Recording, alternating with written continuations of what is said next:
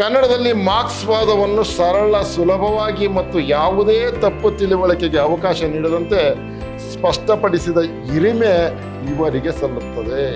ಸಾಹಿತ್ಯ ವಿಮರ್ಶೆ ಮತ್ತು ಸಂಸ್ಕೃತಿ ಸಂಬಂಧಪಟ್ಟಂತೆ ಕಾವ್ಯ ಮತ್ತು ಸಮಾಜ, ಪುರಾಣ ಪುರುಷ ಕೃತಿ ಬರೆದಿದ್ದಾರೆ.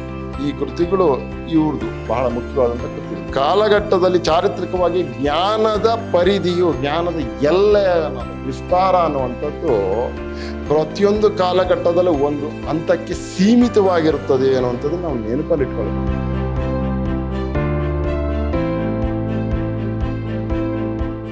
ಎಲ್ಲರಿಗೂ ನಮಸ್ಕಾರ. ನಾನು ವೆಂಕಟೇಶ್ ಕೆಬಿ, ಕನ್ನಡ ಸಹಾಯಕ ಪ್ರಾಧ್ಯಾಪಕ, ವಿದ್ಯಾಶ್ರಮ ಪ್ರಥಮ ದರ್ಜೆ ಕಾಲೇಜು ಮೈಸೂರು. ಪ್ರಿಯ ವಿದ್ಯಾರ್ಥಿ ಸ್ನೇಹಿತರೆ, ನಾನು ಮೈಸೂರು ವಿಶ್ವವಿದ್ಯಾನಿಲಯಕ್ಕೆ ಸಂಬಂಧಪಟ್ಟ ಹಾಗೆ 4ನೇ ಚತುರ್ಮಾಸದ BCA ಮಕ್ಕಳಿಗಿಟ್ಟಿರುವಂಥ ಕನ್ನಡ ಭಾಷಾ ಪಠ್ಯದಲ್ಲಿ ನಮ್ಮ ಜಿ ರಾಮಕೃಷ್ಣ ಅವರು ಬರೆದಿರುವಂಥ ವಿಜ್ಞಾನ ಮತ್ತು ಧರ್ಮ ಅನ್ನುವಂಥ ವಿಶೇಷವಾದಂಥ ಗದ್ಯ ಲೇಖನವನ್ನು ಕುರಿತು ಮಾತನಾಡವನಿದ್ದೀನಿ. ಬನ್ನಿ, ಈ ಥರದ್ದೊಂದು ವಿಶೇಷವಾದಂಥ ಗದ್ಯ ಲೇಖನವನ್ನು ಬರೆದುಕೊಟ್ಟಿರುವಂಥ ಡಾಕ್ಟರ್ ಜಿ ರಾಮಕೃಷ್ಣ ಅವರ ಕಿರು ಪರಿಚಯವನ್ನು ಮಾಡ್ಕೊಳ್ಳೋಣ. ಕನ್ನಡ ಮಾರ್ಕ್ಸ್ವಾದಿ ಚಿಂತಕ ಮತ್ತು ಬರಹಗಾರ ಜೊತೆಗೆ ವಿಜ್ಞಾನ ಲೇಖಕ ಜಿ ರಾಮಕೃಷ್ಣ ಅವರು 1932ರಲ್ಲಿ ಮಂಡ್ಯ ಜಿಲ್ಲೆಯ ಶ್ರೀರಂಗಪಟ್ಟಣ ತಾಲೂಕಿನಲ್ಲಿ ಜನಿಸಿದರು.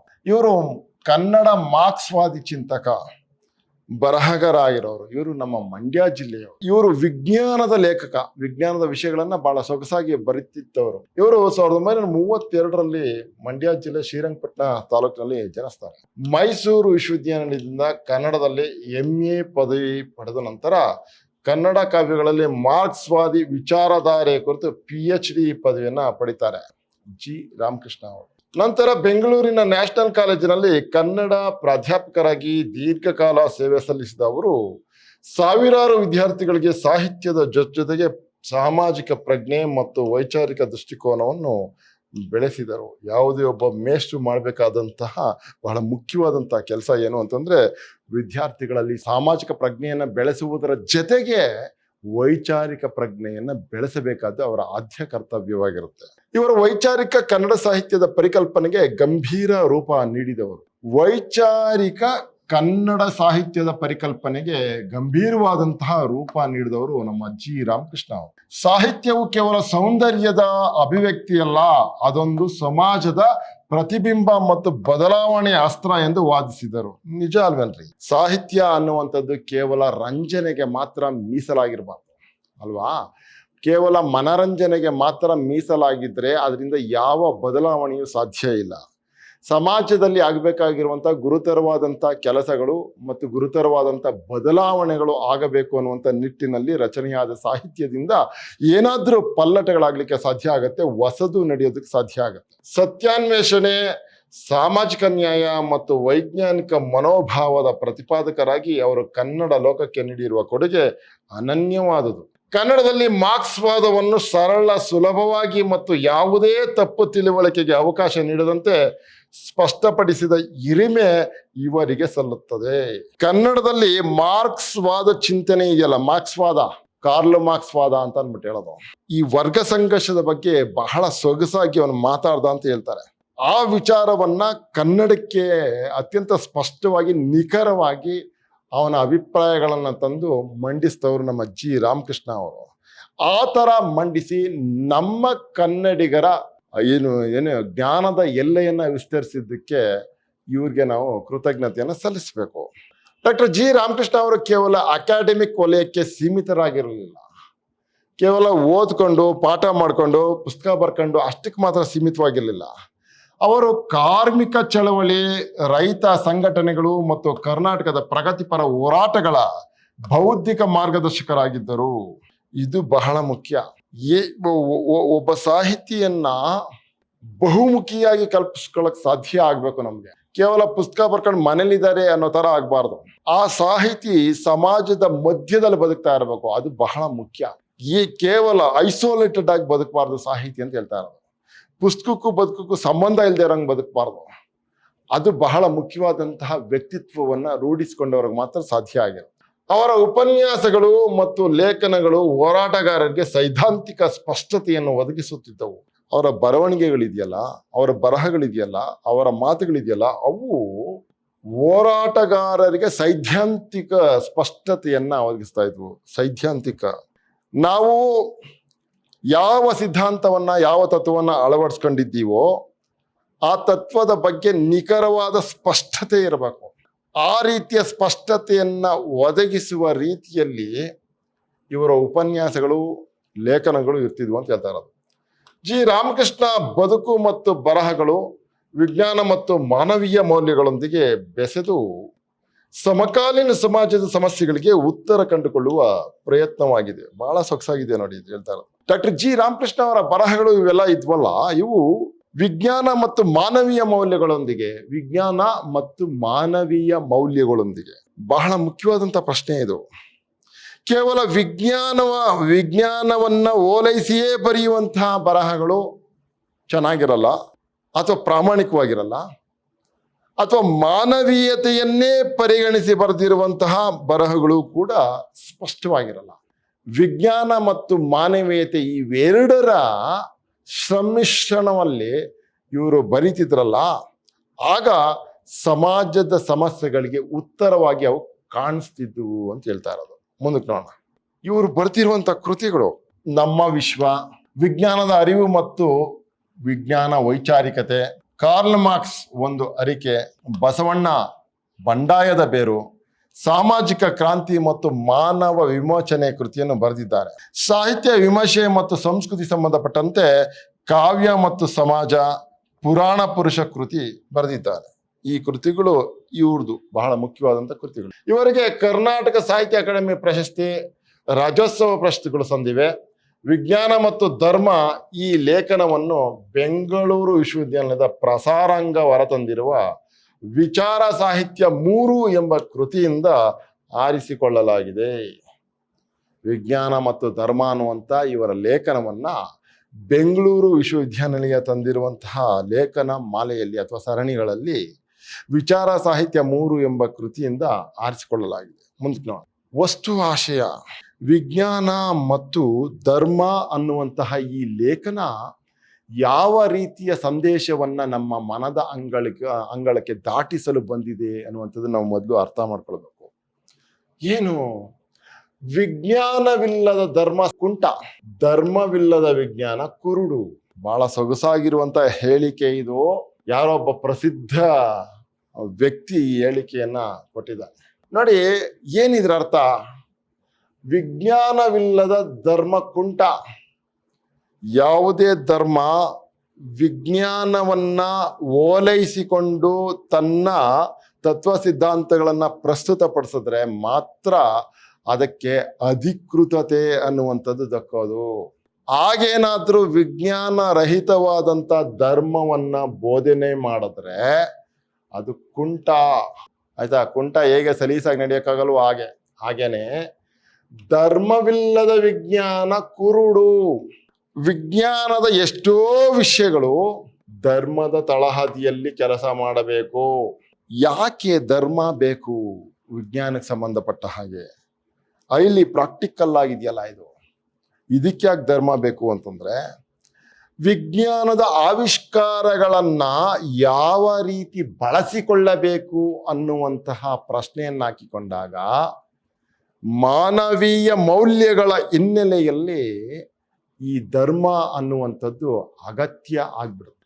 ಆ ಹಿನ್ನೆಲೆಯಲ್ಲಿ ಧರ್ಮವಿಲ್ಲದ ವಿಜ್ಞಾನ ಕುರುಡು ಅಂತ ಹೇಳ್ತಾ ಇರೋದು. ವಿಜ್ಞಾನವಿಲ್ಲದ ಧರ್ಮ ಕುಂಟ, ಧರ್ಮವಿಲ್ಲದ ವಿಜ್ಞಾನ ಕುರುಡು. ಕುಂಟು ಅಥವಾ ಕುಂಟ ಅಂತ ಹೆಂಗ್ ಕರಿಬೋದು, ಕುಂಟು ಹ್ಯಾಂಡಿಕ್ಯಾಪ್ಟ್ ಅಂತಿರಲ್ಲ ನೀವು ಅದು ಎಂಬ ಪ್ರಸಿದ್ಧ ಹೇಳಿಕೆಯನ್ನು ವಿಶ್ಲೇಷಿಸುತ್ತಾ ಲೇಖಕರು ವಿಜ್ಞಾನ ಮತ್ತು ಧರ್ಮಗಳ ನಡುವಿನ ಮೂಲಭೂತ ಭಿನ್ನಾಭಿಪ್ರಾಯಗಳನ್ನು ಇಲ್ಲಿ ಚರ್ಚಿಸಿದ್ದಾರೆ. ನೋಡಿ, ವಿಜ್ಞಾನ ಮತ್ತು ಧರ್ಮಗಳ ನಡುವಿನ ಮೂಲಭೂತ ಭಿನ್ನಾಭಿಪ್ರಾಯಗಳನ್ನ ಡಾಕ್ಟರ್ ಜಿ ರಾಮಕೃಷ್ಣ ಅವರು ಈ ಲೇಖನದಲ್ಲಿ ಚರ್ಚೆ ಮಾಡಿದ್ದಾರೆ. ವಿಜ್ಞಾನ ಮತ್ತು ಧರ್ಮಗಳು ಸಮನ್ವಯದಿಂದ ಹೋಗಬೇಕಾದ ಮೇಲ್ನೋಟಕ್ಕೆ ಹೋಗಬೇಕೆಂದು ಕಂಡರು. ವಿಜ್ಞಾನ ಮತ್ತು ಧರ್ಮಗಳು ಅನ್ವಯದಿಂದ ಹೋಗಬೇಕೆಂದು ಮೇಲ್ನೋಟಕ್ಕೆ ಕಂಡರೂ ಅವುಗಳ ಕಾರ್ಯವೈಖರಿ ಬೇರೆ ಬೇರೆಯಾಗಿರುತ್ತದೆ. ನಿಜ. ವಿಜ್ಞಾನದ ಕ್ಷೇತ್ರ, ಧರ್ಮ ಕ್ಷೇತ್ರ ಇವೆರಡೂ ಕೂಡ ಪರಸ್ಪರ ಬೇರೆ ಬೇರೆ ರೀತಿ ಆಶಯಗಳನ್ನ ಇಟ್ಕೊಂಡು ಹುಟ್ಟಿದವು ಮತ್ತು ನಡೀತಾ ಇರವು. ವಿಜ್ಞಾನವು ಪ್ರಯೋಗ, ತರ್ಕ ಮತ್ತು ಅನುಭವಗಳ ಮೂಲಕ ಸತ್ಯವನ್ನು ಅನ್ವೇಷಿಸುತ್ತದೆ. ನಿಜ ಅಲ್ವೇನ್ರಿ? ವಿಜ್ಞಾನ ಯಾವಾಗ್ಲೂ ಕೂಡ ಪ್ರಾಕ್ಟಿಕಲ್ ಆಗಿರುತ್ತೆ. ಅದನ್ನೇ ಹೇಳ್ತಾ ಇರೋದಿಲ್ಲಿ. ವಿಜ್ಞಾನವು ಪ್ರಯೋಗ, ತರ್ಕ, ಅನುಭವಗಳ ಮೂಲಕ ಸತ್ಯವನ್ನು ಅನ್ವೇಷಿಸುತ್ತದೆ. ವಿಜ್ಞಾನ ಅನ್ನುವಂಥದ್ದು ಸತ್ಯವನ್ನ ಯಾವ ರೀತಿಯಲ್ಲಿ ಡಿಫೈನ್ ಮಾಡುತ್ತೆ, ಹುಡುಕೊಳ್ಳುತ್ತೆ, ಕಂಡುಕೊಳ್ಳುತ್ತೆ ಅಂತಂದ್ರೆ ಪ್ರಯೋಗದ ಮೂಲಕ, ತರ್ಕದ ಮೂಲಕ, ಲಾಜಿಕ್ಸ್ನ ಬಳಸ್ಕೊಂಡು, ಲ್ಯಾಬೊರೇಟರಿಯಲ್ಲಿ ಪ್ರಯೋಗ ಮಾಡುವುದರ ಮೂಲಕ, ಎಕ್ಸ್ಪೆರಿಮೆಂಟ್ ಮಾಡುವುದರ ಮೂಲಕ, ತಾನು ಕಂಡುಕೊಂಡಂತ ಆ ಎಕ್ಸ್ಪೆರಿಮೆಂಟ್ಗಳ ಮೂಲಕ, ಅವುಗಳ ರಿಸಲ್ಟ್ಗಳ ಮೂಲಕ ಯಾವುದೋ ಒಂದು ಸತ್ಯವನ್ನ ಕಂಡುಕೊಳ್ತಾರೆ. ಅದರಿಂದ ಸಿಕ್ಕಂತಹ ಅನುಭವಗಳಿಂದ ಅವರು ಸತ್ಯವನ್ನ ಅನ್ವೇಷಿಸ್ತಾರೆ. ಜ್ಞಾನ ಎಂಬುದು ನಿರಂತರವಾಗಿ ಬೆಳೆಯುವ ಪ್ರಕ್ರಿಯೆ ಎಂದು ವಿಜ್ಞಾನ ನಂಬುತ್ತದೆ. ನಿಜ, ಜ್ಞಾನ ಅನ್ನುವಂಥದ್ದು ಕಾಲದಿಂದ ಕಾಲಕ್ಕೆ ನಿರಂತರವಾಗಿ ಬೆಳೆಯುವಂತಹ ಒಂದು ಪ್ರಕ್ರಿಯೆ.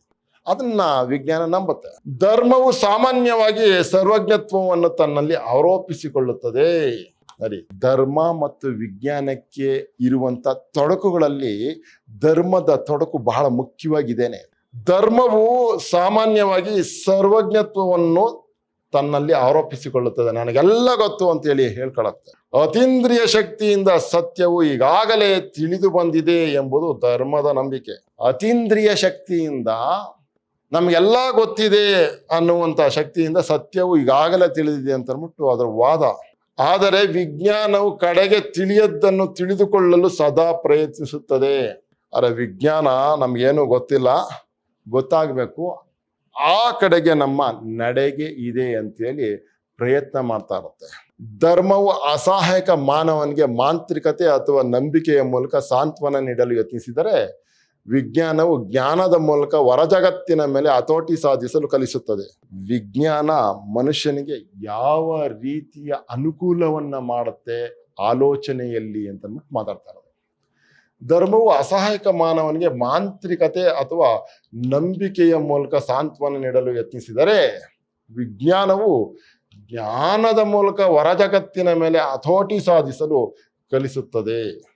ಜ್ಞಾನದ ಮೂಲಕ ಹೊರಜಗತ್ತಿನ ಮೇಲೆ ಹತೋಟಿಯನ್ನ ಸಾಧಿಸೋದನ್ನ ವಿಜ್ಞಾನ ಅನ್ನೋದು ಕಲಿಸುತ್ತೆ. Religion is there not to change the world but to keep it as it is for the benefit of those who get the best out of it. Bernal, JD Bernal ಅನ್ನುವಂತಹ ಒಬ್ಬ ವಿದ್ವಾಂಸ ಈ ಮಾತುಗಳನ್ನು ಆಳ್ತಾ ಇದ್ದಾರೆ. Religion is there not to change the world but to keep it as it is. As it is ಅದು ಬಹಳ ಮುಖ್ಯ. As it is for the benefit of those who get the best out of it. ಅಂದ್ರೆ ಧರ್ಮ ಪ್ರಪಂಚ ಬದಲಿಸಲು ಅಲ್ಲ, ಏನು ಬದಲಾಗಿ ಹಾಗೇ ಉಳಿಸಿಕೊಂಡು ಹೋಗಲಿಕ್ಕೆ ಇರೋದು ಧರ್ಮ. ಯಾಕಂದ್ರೆ ಅದು ಯಾರಿಗೆ ಬಹಳ ಉಪಯೋಗವಾಗುತ್ತಿದೆಯೋ ಅವರಿಗೋಸ್ಕರ, ಬದಲಾಯಿಸಕ್ಕಲ್ಲ ಇರೋದು ಅಂತ. ಧರ್ಮವನ್ನು ಬಿಟ್ಟರೆ ವಿಜ್ಞಾನ ಕುರುಡಾಗುತ್ತದೆ ಮತ್ತು ವಿಜ್ಞಾನವನ್ನು ಬಿಟ್ಟರೆ ಧರ್ಮ ಕುಂಟಾಗುತ್ತದೆ ಎಂಬ ಮಾತನ್ನು ನಾವು ಆಗಾಗ್ಗೆ ಕೇಳುತ್ತೇವೆ. ಈ ಹಿಂದೆ ಮಾತಾಡಿದೀವಿ. ಅದನ್ನು ಯಾರೋ ಪ್ರಖ್ಯಾತ ವಿಜ್ಞಾನಿಯೊಬ್ಬರು ಹೇಳಿರುವುದರಿಂದ ಅದನ್ನು ನಾವು ಪ್ರಶ್ನಿಸುವಂತೆಯೇ ಇಲ್ಲವೇನೋ ಎಂಬ ಶೈಲಿಯಲ್ಲಿ ಈ ಮಾತನ್ನು ಉದಾಹರಿಸಲಾಗುತ್ತದೆ. ಯಾರೋ ಒಬ್ಬ ದೊಡ್ಡ ವ್ಯಕ್ತಿ ಹೇಳ್ಬಿಟ್ಟಿದ್ದಾನೆ ಅನ್ನೋ ಕಾರಣಕ್ಕೋಸ್ಕರ ಅದನ್ನ ನಾವು ಮತ್ತೆ ಮರುಪ್ರಶ್ನೆ ಮಾಡಕ್ ಸಾಧ್ಯನೇ ಇಲ್ವೇನೋ ಅನ್ನುವಷ್ಟರ ಮಟ್ಟಕ್ಕೆ ಅದು ಸಮಾಜದಲ್ಲಿ ಬೆರೆತು ಹೋಗಿದೆ. ವಿಜ್ಞಾನ ಮತ್ತು ಧರ್ಮಗಳ ನಡುವೆ ತಿಕ್ಕಾಟದ ಅವಶ್ಯಕತೆ ಇಲ್ಲ, ಬದಲಾಗಿ ಅವೆರಡು ಒಂದಕ್ಕೊಂದು ಪೂರಕವಾಗಿದೆ ಎಂಬುದು ಇದರ ಅರ್ಥ. ಈ ಮೇಲಿನ ಅರ್ಥ ಏನು ಅಂದ್ರೆ, ವಿಜ್ಞಾನ ಮತ್ತು ಧರ್ಮಗಳ ನಡುವೆ ತಿಕ್ಕಾಟದ ಅವಶ್ಯಕತೆ ಇಲ್ಲ, ಘರ್ಷಣೆಯ ಅಗತ್ಯ ಇಲ್ಲ, ಬದಲಾಗಿ ಅವೆರಡು ಒಂದಕ್ಕೊಂದು ಪೂರಕವಾಗಿದೆ ಎಂಬುದು ಇದರ ಅರ್ಥ. ಪೂರಕವಾಗಿದೆ, ಒಂದಕ್ಕೊಂದು ಬೇಕಾಗಿರೋ ರೀತಿಯಲ್ಲಿದೆ ಅಂತ ಹೇಳೋದು ಇದರ ಅರ್ಥ. ಇದೇ ಸಮನ್ವಯ ದೃಷ್ಟಿ ಎಂಬ ಕಾರಣದಿಂದ ಅದನ್ನು ಒಪ್ಪಿದರೂ ಸಹ ವಿಜ್ಞಾನಿಯಾಗಲಿ ಧರ್ಮ ಜಿಜ್ಞಾಸುವಾಗಲಿ ತನ್ನ ನಿಯಮಗಳನ್ನಲ್ಲದೆ ಇತರ ನಿಯಮಗಳನ್ನು ಒಪ್ಪಿ ತನ್ನ ಕ್ಷೇತ್ರದಲ್ಲಿ ಮುನ್ನಡೆಯಲಾರ. ಈ ರೀತಿ ಇದ್ದಾಗಿಯೂ ಕೂಡ ವಿಜ್ಞಾನಿಯಾಗಲಿ ಅಥವಾ ಧರ್ಮ ಜಿಜ್ಞಾಸುವಾಗಲಿ ತನ್ನ ನಿಯಮಗಳನ್ನಲ್ಲದೆ ಇತರ ನಿಯಮಗಳನ್ನೊಪ್ಪಿ, ವಿಜ್ಞಾನದವರಾದ್ರೂ ಆಗಿಲಿ, ಧರ್ಮದವರಾದ್ರೂ ಆಗಿಲಿ, ಧರ್ಮದವರು ನಂಬ್ಕೊಂಡಿರುವಂತಹ ತತ್ವಗಳನ್ನು ಬಿಟ್ಟು, ವಿಜ್ಞಾನದವ್ರು ನಂಬ್ಕೊಂಡಿರುವಂಥ ತತ್ವಗಳನ್ನು ಬಿಟ್ಟು ಬೇರೆ ಬೇರೆಯ ತತ್ವ ಸಿದ್ಧಾಂತಗಳನ್ನ ಒಪ್ಪಿ ತನ್ನ ಕ್ಷೇತ್ರದಲ್ಲಿ ಮುನ್ನಡೆಯಲಾರ, ಸಾಧ್ಯ ಇಲ್ಲ ಅವ್ರಿಗೆ. ಧರ್ಮದ ನಿಟ್ಟಿನಿಂದ ಸತ್ಯಾನ್ವೇಷಣೆಯ ಮಾರ್ಗ ಯಾವುದಿದೆಯೋ ಅದನ್ನು ಅವಲಂಬಿಸಿ ವೈಜ್ಞಾನಿಕ ಸತ್ಯದತ್ತ ಹೋಗಲು ಸಾಧ್ಯವಿಲ್ಲ. ಅಂತೆಯೇ ವೈಜ್ಞಾನಿಕ ಅಳತೆಗೋಲನ್ನು ಧರ್ಮದ ಕ್ಷೇತ್ರದಲ್ಲಿ ಪ್ರಯೋಗಿಸಿದರೆ ಅದು ತನ್ನ ತನವನ್ನು ಕಳೆದುಕೊಳ್ಳುತ್ತದೆ. ಈ ರೀತಿಯಾಗಿ ಪ್ರಯೋಗ ಮಾಡಬಾರದು. ಮಾಡಿದ್ರೆ ತನ್ನ ತನವನ್ನ ಕಳ್ಕೊಳ್ಳುತ್ತೆ ಅಂತ ಹೇಳ್ತಾ ಇರೋದು. ವಿಜ್ಞಾನದಿಂದ ಅಗಾಧ ಪೆಟ್ಟನ್ನು ತಪ್ಪಿಸಿಕೊಳ್ಳಲು ಧರ್ಮ ಸಹಜವಾಗಿಯೇ ಸಮನ್ವಯ ತಂತ್ರವನ್ನು ಅನುಸರಿಸಬೇಕಾಗಿದೆ. ಆದರೆ ಈ ಅವಶ್ಯಕತೆ ವಿಜ್ಞಾನಕ್ಕಿಲ್ಲ. ಧರ್ಮ ಅನ್ನುವಂಥದ್ದು ಬದುಕುಳಿಯಬೇಕಾದರೆ, ನೋಡಿ ಎಷ್ಟು ಚೆನ್ನಾಗಿ ಹೇಳ್ತಾರೆ, ವಿಜ್ಞಾನದಿಂದ ಅಗಾಧ ಪೆಟ್ಟನ್ನು ತಪ್ಪಿಸಿಕೊಳ್ಳಲು ಧರ್ಮ ಸಹಜವಾಗಿಯೇ ಸಮನ್ವಯ ತಂತ್ರವನ್ನು ಅನುಸರಿಸಬೇಕಾಗಿದೆ. ಆದರೆ ಈ ಅವಶ್ಯಕತೆ ವಿಜ್ಞಾನಕ್ಕಿಲ್ಲ. ನಮಗೆ ಯಾವುದರ ಬಗೆಗೆ ಆಗಲಿ ಜ್ಞಾನ ಹೇಗೆ ಲಭಿಸುತ್ತದೆ? ಅದು ಕಾಲಗರ್ಭದಲ್ಲೆಲ್ಲೋ ಅಡಗಿ ಕುಳಿತಿರುವಂತಹ ವಸ್ತುವೇ? ದಿವ್ಯ ದೃಷ್ಟಿಯಿಂದ ಅದನ್ನು ಪಡೆದುಕೊಳ್ಳಬಹುದೇ ಅಥವಾ ಕಾಲಾನುಕ್ರಮವಾಗಿ ಅದು ವಿಕಾಸ ಹೊಂದುತ್ತಾ ಹೋಗುತ್ತದೆಯೇ? 17ನೇ ಶತಮಾನದ ನ್ಯೂಟನ್ 20ನೇ ಶತಮಾನದ ಐನ್ಸ್ಟೈನ್ಗಿಂತ ಕಡಿಮೆ ಸ್ಥಾನ ಪಡೆದಿದ್ದವ? 17ನೇ ಶತಮಾನದ ನ್ಯೂಟನ್ ಅನ್ನುವಂಥ ವ್ಯಕ್ತಿ ಅಂದ್ರೆ ವಿಜ್ಞಾನಿ 20ನೇ ಶತಮಾನದ ಐನ್ಸ್ಟೈನ್ಗಿಂತ ಕಡಿಮೆ ಸ್ಥಾನ ಪಡೆದಿದ್ದವ? ಐನ್ಸ್ಟೈನ್ 20ನೇ ಶತಮಾನದ ಐನ್ಸ್ಟೈನ್ಗಿಂತ ನ್ಯೂಟನ್ ಕಡಿಮೆ ಸ್ಥಾನ ಪಡ್ಕೊಂಡಿದ್ದವನು ಅಥವಾ ಕಡಿಮೆ ಜ್ಞಾನವನ್ನು ಹೊಂದಿದ್ದವನು ಅಂತ.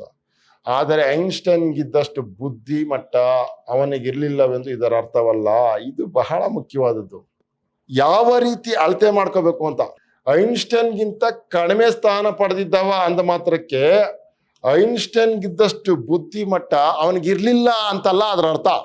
ಏನು? ಅಂದಿನ ಒಟ್ಟು ಜ್ಞಾನದ ಸಂದರ್ಭದಲ್ಲಿ ನ್ಯೂಟನ್ ಅದಕ್ಕಿಂತಲೂ ಹೆಚ್ಚಿಗೆ ಮುಂದೆ ಹೋಗಲು ಸಾಧ್ಯವಿರಲಿಲ್ಲ.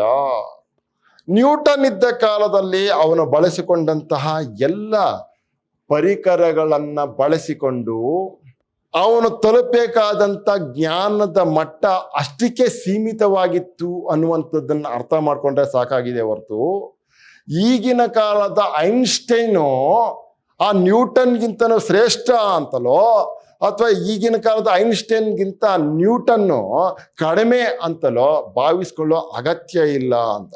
ಚಾರಿತ್ರಿಕವಾಗಿ ಜ್ಞಾನದ ಪರಿಧಿಯು ಪ್ರತಿಯೊಂದು ಕಾಲಘಟ್ಟದಲ್ಲೂ ಒಂದು ಹಂತಕ್ಕೆ ಸೀಮಿತಗೊಂಡಿರ್ತದೆ ಅಲ್ವೇನ್ರಿ?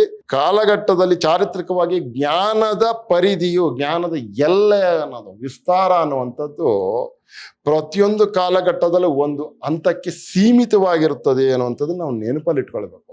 ಆದರೆ ಅದು ಪ್ರತಿ ಘಟ್ಟದಲ್ಲೂ ವಿಸ್ತೃತಗೊಳ್ಳುತ್ತಿರುತ್ತದೆ ಕೂಡ, ಅಪ್ಡೇಟ್ ಆಗ್ತಾ ಇರುತ್ತೆ. ಯಾವುದೋ ಒಂದು ಸಂದರ್ಭದಲ್ಲಿ ಸೀಮಿತವಾಗಿರುತ್ತದೆ ವಿಜ್ಞಾನ ಅನ್ನುವಂಥದ್ದು ಸೃಷ್ಟಿ ಮಾಡಿರುವಂಥ ಸತ್ಯ. ಆದರೆ ಆ ಸತ್ಯ ಅಲ್ಲಿಗೆ ಕೊನೆಯಾಗಿರೋದಿಲ್ಲ, ಅದು ವಿಸ್ತೃತ ರೂಪವನ್ನೂ ಪಡೆದುಕೊಳ್ಳುತ್ತದೆ. ಆದರೆ ಅದು ಪ್ರತಿ ಘಟ್ಟದಲ್ಲೂ ವಿಸ್ತೃತಗೊಳ್ಳುತ್ತಿರುತ್ತದೆ ಕೂಡ. ಯಾವ ಕಾಲದಲ್ಲೂ ಜ್ಞಾನ ಪರಿಪೂರ್ಣವಾಗಿರುವುದಿಲ್ಲ ಮತ್ತು ಪರಿಸಮಾಪ್ತಿಯಾಗುವುದಿಲ್ಲ. ಜ್ಞಾನ ಅನ್ನುವಂಥದ್ದು ಯಾವ ಕಾಲದಲ್ಲೂ ಕೂಡ ಪರಿಪೂರ್ಣವಾಗಿರೋದಿಲ್ಲ ಮತ್ತು ಪರಿಸಮಾಪ್ತಿಯಾಗುವುದಿಲ್ಲ. ಜ್ಞಾನ ಅನ್ನುವಂಥದ್ದು ಯಾವ ಕಾಲದಲ್ಲಿ ಪೂರ್ಣ ಪ್ರಮಾಣದಲ್ಲಿ ಸಿಕ್ಕಲ್ಲ, ಅದು ಆಮೇಲೆ ಪರಿಪೂರ್ಣವಾಗಿರೋದಿಲ್ಲ. ಅದು ಯಾವುದೋ ಒಂದು ಕಾಲಕ್ಕೆ ಭೂಮಿ ಚಪ್ಪಟೆಯಾಗಿದೆ ಅಂತ ಹೇಳ್ತಾ ಇದ್ರು. ಅದು ಹಾಗೆ ನಂಬಿದಂತಹ ಎಷ್ಟೋ ವರ್ಷಗಳ ತರುವಾಯ ಭೂಮಿ ಗುಂಡಾಗಿದೆ ಅಂತ ಹೇಳಿದ್ರು. ಆ ಸತ್ಯವನ್ನ ಅಪ್ಡೇಟ್ ಮಾಡಿಕೊಂಡು ನಾವು ಭೂಮಿ ಗುಂಡಾಗಿದೆ ಅನ್ನೋದನ್ನ ತಿಳ್ಕೊಳ್ಳೋ ಅಷ್ಟೊತ್ತಿಗೆ ಸಾವಿರಾರು ಶತಮಾನಗಳು ಕಳೆದೋಗಿದ್ವು. ಹಂಗಂತ ಮಾತ್ರಕ್ಕೆ ಬಹಳ ಹಿಂದಕ್ಕೆ ಅವ್ರು ತಿಳ್ಕೊಂಡಿದ್ರಲ್ಲ ಭೂಮಿ ಚಪ್ಪಟೆ ಆಗಿತ್ತು ಅಂತ. ಅದು ಸತ್ಯ ಅಲ್ಲ, ಸುಳ್ಳು ಅಂತಲ್ಲ. ಅವ್ರ ಕಾಲಕ್ಕೆ ಅದು ಸತ್ಯವಾಗೇ ಇತ್ತು. ಅವರು ಬಳಸಿಕೊಂಡು ನೋಡಿದಂತಹ, ಅವರು ಬಳಸಿಕೊಂಡ ಪರಿಕರಗಳ ಮೂಲಕ ಅವರು ಕಂಡಂತ ಸತ್ಯ ಅದು. ಅದಾದ ತರುವಾಯ ನಾವು ನವೀನವಾಗಿ ಆಧುನಿಕ ತಂತ್ರಜ್ಞಾನಗಳನ್ನು ಬಳಸ್ಕೊಂಡು ಅಥವಾ ಮೇಲಿಂದ ಮೇಲೆ ಆವಿಷ್ಕರಣಗೊಂಡಿರುವಂತಹ ಪರಿಕರಗಳ ಮೂಲಕ ಕಂಡುಕೊಂಡಾಗ ಹೊಸ ಸತ್ಯ ಕಾಣ್ತು ಅಂತ ಹೇಳ್ತಾರೆ. ಸಂಪೂರ್ಣ ಜ್ಞಾನ ನಮಗಂತೂ ಸದ್ಯದಲ್ಲಿಲ್ಲ, ಬಹುಶಃ ಮುಂದಿನವರೆಗೂ ಇದೇ ಪರಿಸ್ಥಿತಿ ಇರುತ್ತದೆ. ಇದಮ್ಮಿತ್ತಂ ಅಂತ ಏನು ಹೇಳೋದಕ್ಕೆ ಸಾಧ್ಯ ಇಲ್ಲ ಯಾವ ವಿಷಯವನ್ನು. ಆದರೆ ಎಂದು ತಿಳಿಯದ್ದು ಸದಾಕಾಲಕ್ಕೂ ತಿಳಿಯದೆಯೇ ಇರಬೇಕಾಗುತ್ತದೆ ಎಂಬುದು ಸರಿಯಲ್ಲ. ಇವತ್ತು ನಮಗೆ ಗೊತ್ತಾಗ್ಲಿಲ್ಲ ಅನ್ನೋ ಕಾರಣಕ್ಕೆ ಯಾವುದೋ ಮುಂದಿನ ಒಂದು ಕಾಲಕ್ಕೆ ಅದು ನಮ್ಗೆ ದಕ್ಕದೇ ಇಲ್ಲ, ಕಾಣಿಸೋದೇ ಇಲ್ಲ, ಗೊತ್ತಾಗದೇ ಇಲ್ಲ ಅನ್ನುವಂಥ ತೀರ್ಮಾನಕ್ಕೆ ಬಂದ್ಬಿಡೋದು ಇದೆಯಲ್ಲ, ಅದು ಅವಿವೇಕ ಆಗುತ್ತೆ ಅಂತ ಹೇಳ್ತಾ ಇರೋದು. ಹಿಂದೆ ತಿಳಿಯದ್ದನ್ನು ನಾವೀಗ ಎಷ್ಟೋ ತಿಳಿದುಕೊಂಡಿಲ್ವೇ? ಹಿಂದೆ ಗೊತ್ತಿಲ್ಲದೆ ಇರಬಹುದು, ಆದರೆ ಈಗ ಪ್ರಸ್ತುತದಲ್ಲಿ ನಾವು ಆ ಎಲ್ಲ ಸಮಸ್ಯೆಗಳಿಗೆ, ಆ ಎಲ್ಲ ಪ್ರಶ್ನೆಗಳಿಗೆ ಉತ್ತರವನ್ನು ಕಂಡುಕೊಂಡಿದ್ದೀವಲ್ಲ. ಹಾಗೆಯೇ ಇಂದು ತಿಳಿಯದನ್ನು ಎಷ್ಟೋ ಮುಂದಿನವರು ತಿಳಿದುಕೊಳ್ಳುತ್ತಾರೆ ಅಥವಾ ತಿಳಿಯುತ್ತಾರೆ. ಮುಂದಕ್ಕೆ ನೋಡೋಣ. ಆಗ ಮತ್ತೆ ಹಿಂದಿಲ್ಲದ ಅನೇಕ ಹೊಸ ಪ್ರಶ್ನೆಗಳು ಉದ್ಭವಿಸಬಹುದು. ಹಾಗಿದ್ದಾಗ್ಯೂ ಮಾನವ ಅನೇಕ ಪ್ರಶ್ನೆಗಳಿಗೆ ಉತ್ತರ ಕೊಟ್ಟಿದ್ದಾನೆ ಎಂಬುದು ನಿಜ. ಹಂಗಿದ್ದಾಗ್ಲೂ ಕೂಡ ಮಾನವ ಅನೇಕ ಪ್ರಶ್ನೆಗಳಿಗೆ ಸಮರ್ಥವಾದಂಥ ಉತ್ತರವನ್ನು ಕೊಟ್ಕೊಂಡಿದ್ದಾನೆ ಅನ್ನೋದು ನಿಜ. ಇತಿಹಾಸದಲ್ಲಿ ನಮ್ಮದೇ ಕೊನೆಯ ಪೀಳಿಗೆ ಇಲ್ಲ, ಇತಿಹಾಸದಲ್ಲಿ ನಮ್ಮದೇ ಪೀಳಿಗೆ ಕೊನೆಯಲ್ಲ. ಮುಂದಕ್ಕೆ ಹೋಗ್ತಾನೆ ಇರ್ತಾರೆ, ಎಷ್ಟೋ ಜನ ಇರ್ತಾರೆ, ಅವ್ರಿಗೆ ಯಾವುದೋ ಸತ್ಯ ಅರ್ಥ ಆಗತ್ತೆ. ಇಂದು ಮಾನವ ತನ್ನಲ್ಲಿರುವ ಆ ಮಾರಕಾಸ್ತ್ರಗಳನ್ನು ಬಳಸಿ ತನ್ನನ್ನು ತಾನು ನಿರ್ಮೂಲನೆಗೊಳಿಸಿಕೊಳ್ಳದಿದ್ದರೆ ಮಾನವ ಜನಾಂಗ ಇನ್ನೂ ಬಹುಕಾಲ ಮುಂದುವರಿಯುತ್ತದೆ. ಎಲ್ಲಾ ದೇಶಗಳಲ್ಲಿರುವಂಥ ಮನುಷ್ಯರು ವಿಜ್ಞಾನದ ಕೂಸು ಅಂತ ಕಂಡುಕೊಂಡಿರುವಂತಹ ಶಕ್ತಿಯನ್ನ ವಿನಾಕಾರಣ ಬಳಸಿಕೊಳ್ಳದೆ ವಿಕೃತ ಮನಸ್ಸಿನಿಂದ ಅವುಗಳನ್ನು ಜಾರಿ ಮಾಡದೆ ಇದ್ರೆ ಖಂಡಿತವಾಗೂ ಕೂಡ ಇನ್ನೂ ಬಹುಕಾಲ ಜನಾಂಗ ಬದುಕುತ್ತೆ. ಆ ಕಾಲದಲ್ಲಿ ಜ್ಞಾನದ ವೃದ್ಧಿಯು ಉಂಟಾಗುತ್ತದೆಂದು ನಿರೀಕ್ಷಿಸುವುದು ತಪ್ಪೇನಲ್ಲ, ನಿಜ. ಇಂದಿನ ಇತಿಹಾಸವು ಮುಂದಿನ ಇತಿಹಾಸಕ್ಕೆ ದಿಕ್ಸೂಚಿ ಅಲ್ಲವೇ? ಖಂಡಿತ. ಇದಕ್ಕೆ ಒಂದು ಉದಾಹರಣೆಯನ್ನು ನೋಡಬಹುದು. ಏನು? 4000 ವರ್ಷಗಳ ಹಿಂದೆ ಮಾನವ ಸಮುದ್ರವನ್ನು ಕಂಡು ಅಥವಾ ಆಕಾಶದಲ್ಲಿ ನಕ್ಷತ್ರಗಳನ್ನು ಕಂಡು ವಿಸ್ಮಿತನಾಗುತ್ತಿದ್ದ. ಆಕಾಶದಲ್ಲಿರುವಂತಹ ನಕ್ಷತ್ರಗಳನ್ನ ನೋಡಿ, ಸಮುದ್ರದಲ್ಲಿರುವಂತಹ ಅಥವಾ ಆಕಾಶದಲ್ಲಿರುವಂತಹ ನಕ್ಷತ್ರಗಳನ್ನು ಕಂಡು ಹಿಂದೆ ಮಾನವ ಸಮುದ್ರವನ್ನು ಅಬ್ಬಾ ಏನ್ರಿ ಹಿಂಗೈತೆ ಇಷ್ಟೊಂದು ನೀರು ಅಂತೇಳಿ ಕುತೂಹಲಕ್ಕೆ ಮತ್ತು ಆಶ್ಚರ್ಯಗೆ ಒಳಗಾಗ್ತಾ ಇದ್ದ. ಆಕಾಶದಲ್ಲಿ ರಾತ್ರಿ ಹೊತ್ತು ಇದ್ದಕ್ಕಿದ್ದಾಗೆ ಲೈಟ್ಗಳ ಹಾಗೆ ಮಿಂಗ್ತಾ ಇದ್ದಂತ ನಕ್ಷತ್ರಗಳನ್ನ ನೋಡಿ ರೋಮಾಂಚಿತನಾಗ್ತಾ ಇದ್ದ. ಆದರೆ ವಿಸ್ಮಯವೇನೋ ಇಂದಿಗೂ ಉಳಿದಿದೆ. ಆದರೆ ಅದರ ಸ್ವಭಾವ ಮತ್ತು ವ್ಯಾಪ್ತಿಯಲ್ಲಿ ಬದಲಾವಣೆ ಇದೆ.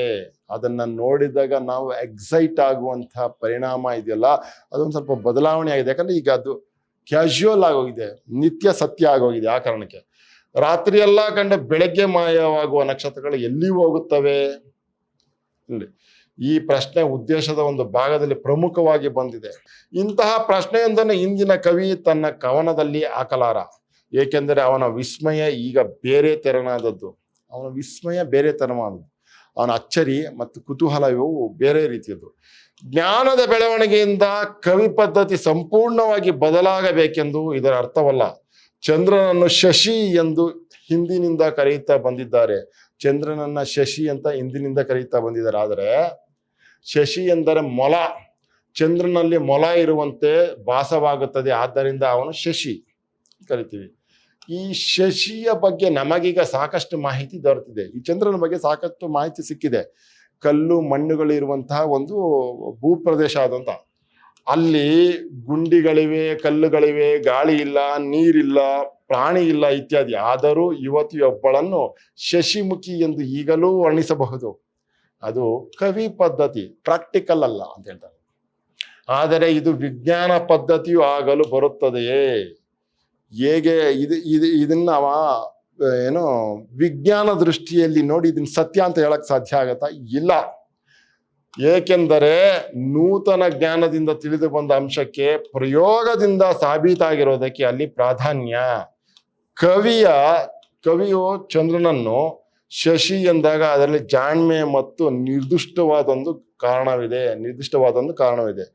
ಕವಿ ಚಂದ್ರನನ್ನ ಶಶಿ ಅಂತ ಹೇಳಿದಾಗ ಮತ್ತು ಅವನು ಅದನ್ನ ವಿಶೇಷ ರೀತಿಯಲ್ಲಿ ಚಂದ್ರನನ್ನ ಹೊಗಳಿದಾಗ ಕವಿ ಪ್ರತಿಭೆ, ಅವನ ಜಾಣ್ಮೆ ಅಂತೇಳಿ ನಾವು ಗುರುತಿಸ್ಕೊಳ್ತೀವಿ ಹೊರತು ಅದಕ್ಕೆ ಬೇರೆ ರೀತಿಯ ಕಾರಣವಿದೆ. ಆದರೆ ವಿಜ್ಞಾನಿ ಚಂದ್ರನನ್ನು ನೋಡಿದಾಗ ಈ ರೀತಿಯ ಮಾತುಗಳನ್ನು ಹೇಳಲಿಕ್ಕೆ ಬರೋದಿಲ್ಲ.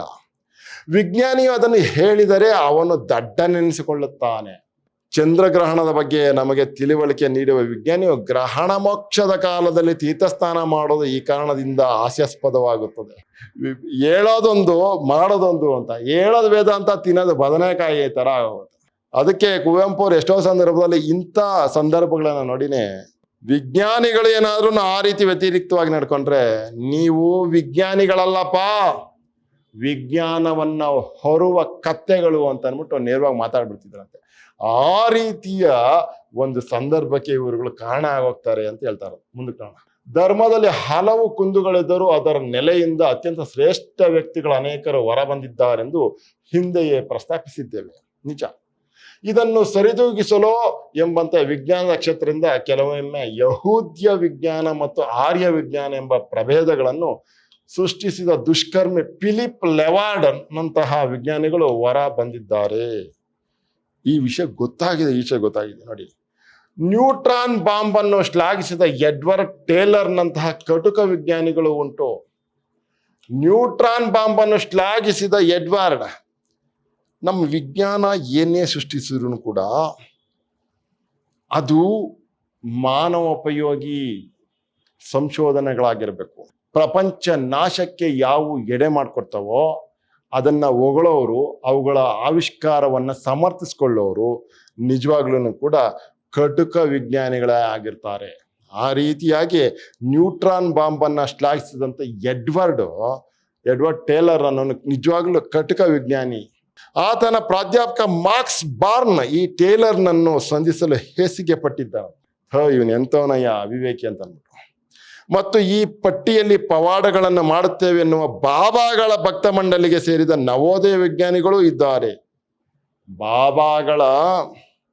ಬಾಬಾಗಳ ಭಕ್ತ ಮಂಡಳಿಗೆ ಸೇರಿದ ನವೋದಯ ವಿಜ್ಞಾನಿಗಳು ಕೂಡ ಈ ಪಟ್ಟಿಯಲ್ಲಿ ಸೇರ್ತಾರೆ ಅಂತ ಅಂದ್ಬಿಟ್ಟು ಹೇಳ್ತಾ ಇರೋದು.